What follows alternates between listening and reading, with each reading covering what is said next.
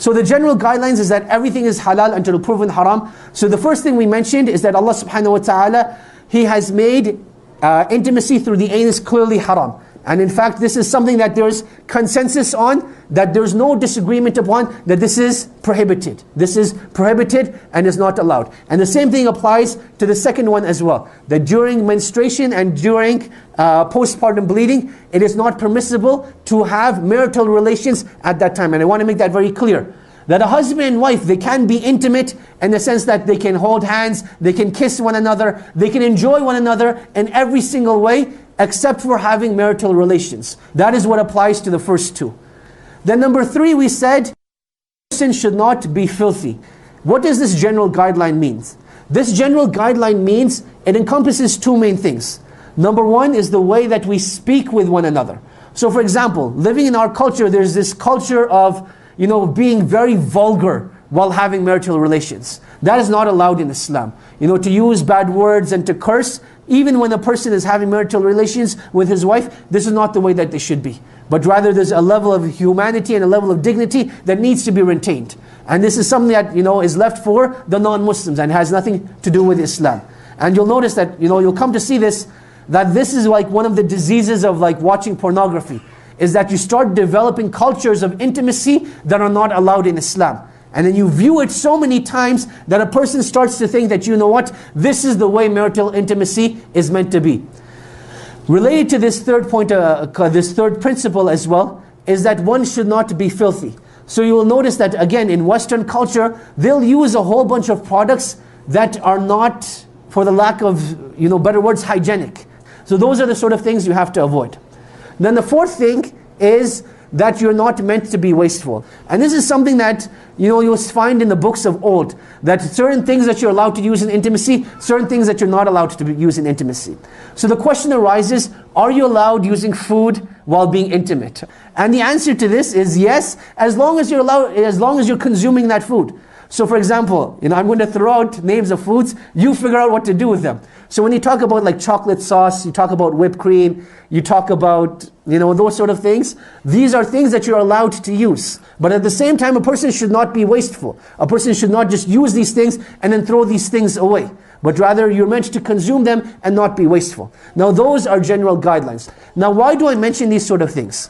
That as Muslims, there needs to be a safe space.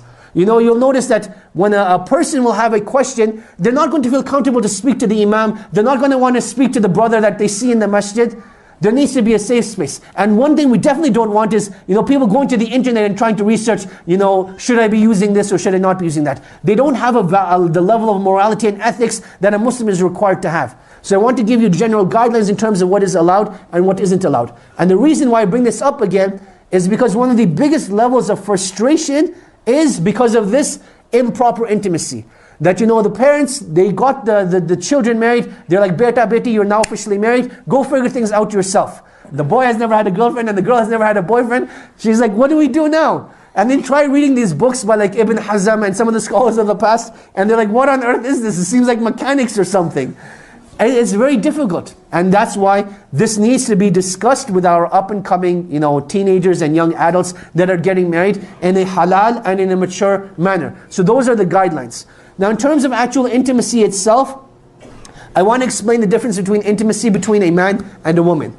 From a man, if we understand what we said about him, he is very goal-oriented, right? Whereas a woman is very experience-oriented. So for a man, it's about doing the task and finishing the task, and that is what will give him the greatest amount of pleasure, and he will be done. Whereas for a woman's perspective, it's not about completion, but rather it's about the experience itself. There will be a time where a man will need to fulfill his urge, and a woman will be like, let us go out for dinner first. Let us light some candles. Let us, put on some nasheeds. And the man is like, that is, on the inside, he's being, like on the outside he's being polite, but on the inside he's like, this is not what I need right now. I've just gone through some major fitna, something happened, and I need to fulfill my urge. A woman needs to recognize that at that time he's not in the mood for an intimate experience, he just needs to fulfill his urge. At the same time, from a man's perspective, he cannot be greedy and selfish and think that this is the way intimacy is always going to be. There's a time to take, but there's also a time to give. So from time to time, yes, you will have to fulfill your urges, but at the same time, you'll want to make sure that you're giving back to your spouse as well. And this is something that you will learn to discuss with one another, experience with one another, and grow with one another. And I cannot emphasize enough the importance of communicating over here. That a lot of times, you know, a husband and wife, they'll be having problems in their intimacy, but they're like, you know what? It's going to stay in the dark. We're not going to discuss it. We're not going to do anything about it. We'll just continue living as it is. But a breaking point eventually comes and nothing gets solved and the relationship eventually breaks down. So if there's something that you like, tell your spouse about it. If there's something that you dislike, tell your spouse about it. Rather than holding those feelings inside and repressing those emotions, deal with them up front, and it makes things a lot easier.